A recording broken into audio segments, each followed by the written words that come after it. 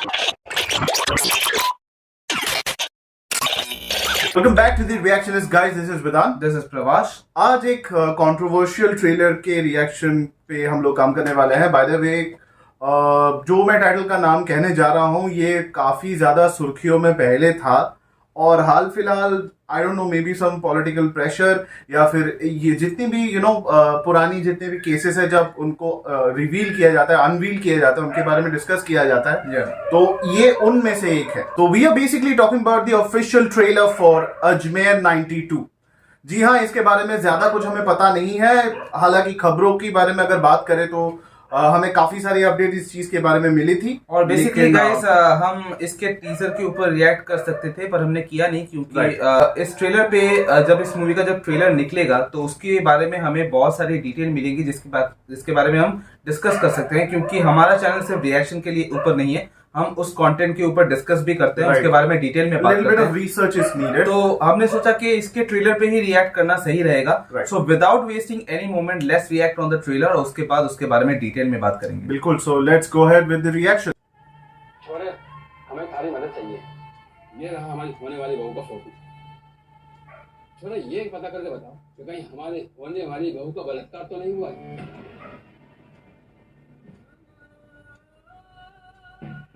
आप सिर्फ उतना जानते हैं जितना हमने पढ़ा और सुना है, लेकिन मनोज उन्नीस जोशी, में अजमेर में क्या राजेश शर्मा, ये हकीकत मैं आपको बताता हूँ। लड़कियों ने किया शहर को गंदा। हम पत्रकार लोगों को इतनी भी अकल, कैसी फोटो छापनी चाहिए कैसी नहीं छापनी चाहिए है। लड़की माय गॉड, पेट से थी, प्रेग्नेंट। इसका मतलब यही हुआ ना कि लड़की अपनी मर्जी से गई, उसके साथ कोई जोर जबरदस्ती नहीं हुई।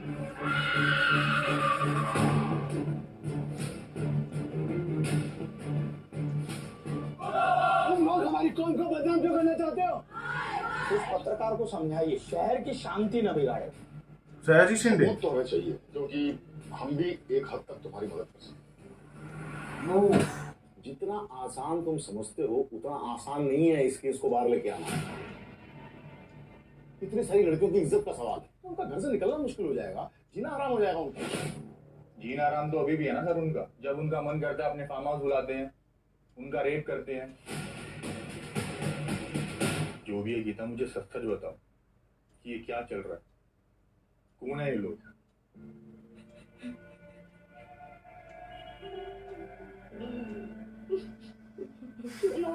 सब कुछ अपने घर वालों को बता दे। जरीना ये बात तेरी जबान पे नहीं आनी चाहिए। बहुत दुख होता है कि हम लड़कियां हैं। छोरी के बाबा पूरे का हर जाना तो भरना पड़ेगा ना जी। 1987 से चल रहा है सब। न जाने ऐसी कितनी लड़कियां होंगी। न्यूज वाली बात को लेकर उसे बहुत बड़ा मुद्दा बनाकर शहर में दंगे करवाना चाहता है। उन सारे के सारे घिनौने कुकर्मियों को पकड़ पकड़ कर जेल में डाल दीजिए।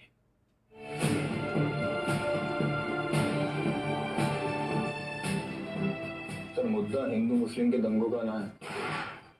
ओ मुद्दा उन 250 छोरियों के बलात्कार का है।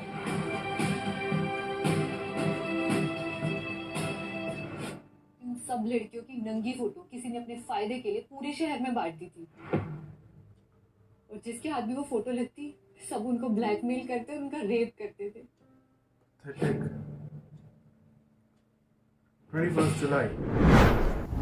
So guys, we reacted on the official trailer for Ajmer 92. यहाँ पे it was quite tough to react on this, क्योंकि ये ऐसा कुछ नहीं है कि एंटरटेनमेंट जैसा है, ये कड़वी सच्चाई है और बहुत ही जिसको ढका गया था बहुत सालों तक, इसको छुपाया गया था। दिल दहला देने वाली एक कंटेंट के ऊपर हम लोगों ने डिस्गस्टिंग ऐसी इंसिडेंट है जिसको जो घटी गई थी करीबन 20-22 साल पहले, या फिर उससे ज्यादा 30 साल हो गए होंगे। सो और जब हम इसके बारे में डिटेल में गाइस हम बात करेंगे तो आप समझ सकते हो कि काफी ये जो जिसके बारे में हम बात कर रहे हैं ये बहुत ही हॉरिफिक इंसिडेंट है।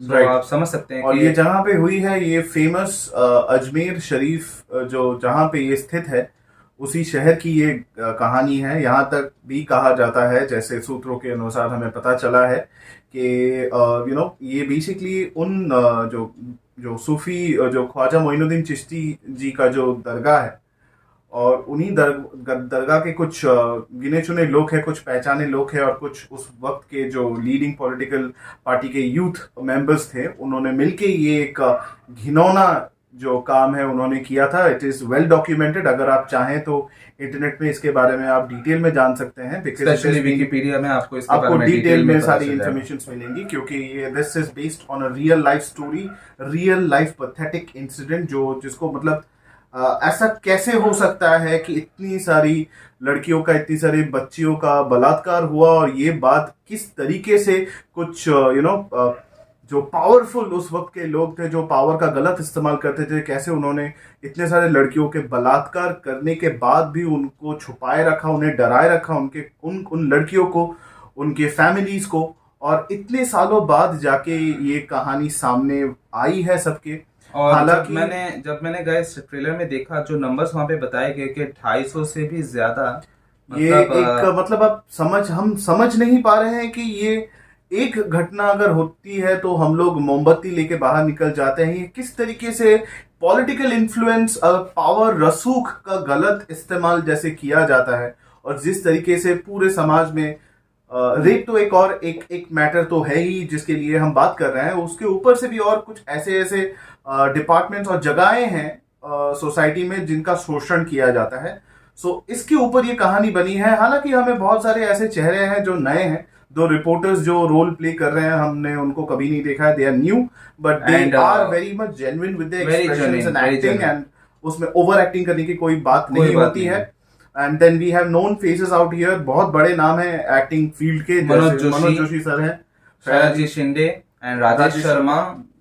These are, they are big people, and Zarina Wahab ji भी हैं जी। तो ये पूरी जो घटना है जो 1992 में हुई थी, that is I am sorry 1992 को ये जो घटना घटी थी, और ये इस घटना को लेकर मतलब पूरे देश में सनसनी फैली थी काफी। मुझे तो लगता है कि इस मोमेंट पे अगर ऐसा होता तो शायद लोग मतलब रास्तों पे निकल जाते, शायद सूली पे चढ़ाया जाता। इतनी घिनौनी ये जो बात है। रिदान, अगर मैं कहूँ कि उस 30 साल पहले की जो घटना है और आजकल जो भी होता है वो लगभग सेम ही है। मैं ये नहीं कहूंगा कि बहुत बड़ी हमें कुछ चेंज देखने को मिलेगी। आज भी बलात्कार होते हैं, आज भी उन्हें इंसाफ नहीं मिलता। आज भी हमें रोज हम इंटरनेट पे देखते हैं कि आज इस लड़की का बलात्कार हो गया, इस जगह पे हो गया, यहाँ पे डेड बॉडी मिल रही है। और किस तरीके से आज भी लड़कियों का ब्लैकमेल किया जाता है, उनके वीडियोस बना के, एमएमएस बना के। जो लोग हमें देख रहे हैं, अगर आपको कुछ भी कभी ऐसा दिखे, आप व्यूअर्स हैं, आपको सही गलत की पहचान है, जो भी हमारे इस चैनल को देख रहे हैं वो ऑब्वियसली 18+ है, और वो आप सभी रिस्पॉन्सिबल सिटीजन हैं। उस वक्त डिजिटल मीडिया नहीं था, लेकिन उस वक्त आवाज थी, लेकिन लोगों की आवाज दबाई गई थी। आज भी अगर डिजिटल मीडिया है तो आपके गले में आवाज भी है, आप शोर मचा सकते हो, अगर आपको के खिलाफ आवाज उठाइए। अगर आपको कुछ ऐसी तस्वीरें किसी की मिलती है या फिर आपके पास आती है तो काइंडली उसे स्प्रेड ना कीजिए, और जाके पहले पुलिस के पास कंप्लेन कीजिए, बताइए क्योंकि ये जो घटना है गाइस, आप देख सकते हैं कि इसका मेन रीजन वहां पे यही था कि लड़कियों की पहले तो उन्हें बलात्कार किया गया, फिर उनकी तस्वीरें ली गई, फिर उन्हें लोकल पेपर्स में भी वहां पे छापे गए, और उसी फोटोज को लेके यहाँ पे जो कल्प्रिट्स थे वो लड़कियों के पास जाते थे, उन्हें ब्लैकमेल करते थे और उन्हें फार्म हाउस में ले जाके उनका रेप करते थे। और आप जानते हैं कि ये चीजें जो उस वक्त हुई थी आज भी हो सकती हैं। तो मैं पहली बार मैं इस चैनल पे कुछ ऐसी चीज के ऊपर मैंने रिएक्ट किया जिसके बारे में मैं ज्यादा कुछ बोल नहीं पा रहा हूँ, मेरे मुंह में लफ्ज नहीं आ रहे, जबान पे मेरे लफ्ज नहीं आ रहे कि मैं किस तरह से डेपिक्ट करूं मेरा रिएक्शन, क्योंकि कभी कभी तो मुझे लगता है कि ऐसा हो सकता है किसी समाज में, किसी देश में। मतलब ये तो मुझे फिक्शनलाइज कोई अगर कोई कह दे तो मैं ज्यादा रिलीफ, मुझे चलो ये फिक्शनल है, वरना लेकिन एक फिक्शन की तरीके भी इसको अगर हम लोग सोचे तो भी दिमाग में नहीं आता है कि शायद बड़ी हैवानियत कर सकता है। ये मेरी गलती है, मैंने इस तरह के बताया। वो इंसान के उस पोजीशन में नहीं रहता है उसके बाद। और ये सच्ची घटनाओं पे आधारित है। मतलब इसे और डिटेल में शायद हम क्या बताएं, मतलब बताने जैसा कुछ नहीं है गाइस। हालांकि अगर इस फिल्म के कंटेंट, इस कहानी के बारे में तो हमें कोई दो राह नहीं है, इसके बारे में हमें ज्यादा सोचना नहीं पड़ता है। लेकिन अगर हमें टेक्निकल एग्जीक्यूशन के बारे में अगर बात करें इस फिल्म का, मुझे उतनी उम्दा नहीं लगी, जस्ट बिकॉज आपको एक कहानी जाके बतानी है और वो काफी ज्यादा कंट्रोवर्शियल है, काफी ज्यादा इंपॉर्टेंट है, लोगों को बताने लायक है। लेकिन फिर भी अगर फिल्म मेकिंग के बारे में अगर बात करें तो थोड़ा बहुत टेक्निकल एग्जीक्यूशन होना चाहिए किसी चीज को लेके। आपके पास इतने बड़े बड़े एक्टर्स हैं जो आपके आपके साथ हैं एक कहानी को आगे बढ़ाने के लिए, तो आपका बाकी जो भी क्रू के साथ जो भी आपका जो टेक्निकल जो मैंने जैसे सिनेमाटोग्राफी के बारे में बात कर लीजिए, कलर सॉर्टिंग के बारे में बात कीजिए, लाइटिंग के बारे में बात कीजिए, there are many things which involves into camera work और बहुत सारी चीजें हैं यहाँ पे। I guess it seems like Crime Patrol का कोई सीरीज चल रहा होगा, ऐसे कुछ लग रहा है। और गाइस एक बात बताऊं कि मैंने इस केस के बारे में मैंने लगभग 4-5 महीने पहले मैंने इंटरनेट में यूट्यूब में एक वीडियो देखा था। तब भी मैंने सोचा था उस वक्त कि शायद इसकी एक मूवी आ सकती है, इसके ऊपर एक मूवी तैयार हो सकती है। और अजमेर 92 के बारे में भी मैंने सुना था, पर मुझे नहीं पता था कि मैं जिस केस को मैंने देखा था यूट्यूब में, जिस वीडियो के बारे में बता रहा हूँ, मतलब उस कंटेंट के ऊपर ये मूवी आधारित है। सो क्या लगता है रिदान के इतनी सारी मूवीज जो रिलीज हुई हैं उसी के बीच क्या ये मूवी ऑडियंस से कनेक्ट कर पाएगी और ये मैसेज दे पाएगी? मुझे अजमेर 92 के बारे में जैसे मैंने कहा कि एक बहुत ही ज्यादा एनग्रोसिंग फिल्म है। आपकी कहानी का सिर्फ जो मोटिव है वो आपको इमीडिएटली ऑडियंस को थिएटर्स में खींच सकता है, लेकिन हाउएवर और बहुत सारी ऐसी चीजें हैं जो फिल्म मेकिंग में दर्शाने के लिए बहुत इंपॉर्टेंट होती हैं। किसी कहानी को बिल्डअप देने के लिए सिर्फ कहानी नहीं, सिर्फ सनसनीखेज कहानी नहीं, उसके साथ इमोशंस रहते हैं, परफॉर्मेंस रहता प्रॉपर है, परफॉर्मेंस रहती है और बहुत सारे और डायरेक्शन रहता है, टेक्निकल एस्पेक्ट, बहुत सारी चीजें इसमें इन्वॉल्व होती है। सिर्फ बता देना कह देना ही काम नहीं होता है, परफेक्ट एग्जीक्यूशन नाम की एक चीज एब्सोल्युटली। और हम बहुत सारे बड़े फिल्म्स आ रहे हैं इसके साथ, शायद रिलीज होंगी, लेकिन आई don't know whether this will make great business और नॉट। लेकिन हाँ, इसको अगर जो आजकल ट्रेंड चल रहा है, जैसे हम लोगों को पता है कि लोग सपोर्ट करने के लिए नहीं जाते हैं, मतलब समझने के लिए नहीं जाते हैं,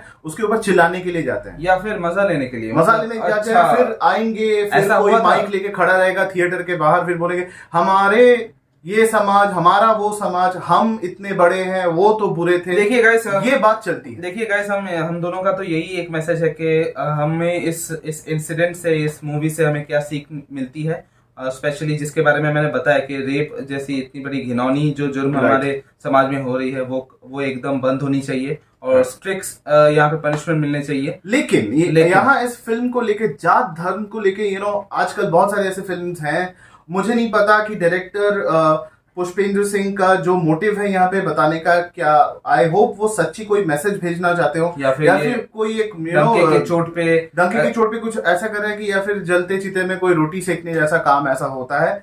we can be wrong, it is our opinion, हम गलत भी हो सकते हैं या सही भी हो सकते हैं। पहले तो हम कोई भी मूवी को जज करते हैं उसके कंटेंट के लिए, नहीं कि किस डायरेक्टर ने बनाया उसको भी देखते हैं। That is not important. धर्म जात ये सब नहीं मानते हैं। सो गाइस, ये मूवी रिलीज होने वाली है 21 जुलाई को, आप जरूर जाके इस मूवी को देखिए। मुझे तो काफी पसंद आई। कुछ एस्पेक्ट है जिसके बारे में हमने बताया वो शायद बढ़िया होती तो और भी बेहतर होता, पर इसका जो कंटेंट है गाइस वो काफी दिल दहला देने वाला है, बहुत ज्यादा इंपॉर्टेंट है जानना है। हमें जैसे पता है कि काफी ऐसी खबरें हैं जो पॉलिटिकल प्रेशर की वजह से दब जाती हैं, तो अब जाके अगर ये बात छिड़ी है, जब बात ऐसा नहीं है कि इसके ऊपर लड़ाई करनी है, इसके ऊपर डिबेट करना है, लेकिन ऐसे इस चीजों को जानना चाहिए। इससे हमें सोसाइटी में बहुत सारे मैसेज जाएंगे, हमें बहुत कुछ आइडिया मिलेगा। हमें डर का माहौल वो नहीं बनना है, उसमें नहीं जीना है, हमें आगे बढ़ना है। और आगे जाके कोई भी अगर ऐसे कोई घटना घटाने की कोशिश करे, कोई बुरी नियत वाला हो, हम सतर्क रहे, यही सबसे ज्यादा इंपॉर्टेंट है। सो गाइस, आपको कैसी लगी ये ट्रेलर और हमारी ट्रेलर रिएक्शन, वो आप कमेंट सेक्शन में जरूर जाके बताइए। लाइक कीजिए, सब्सक्राइब कीजिए, शेयर कीजिए, हमें सोशल मीडिया हैंडल्स में फॉलो कीजिए, इंस्टाग्राम, ट्विटर और फेसबुक, और इसी तरह हमारे चैनल के साथ बने रहिए और अगली वीडियो का इंतजार कीजिए। And till then the reaction is says, जय हिंद।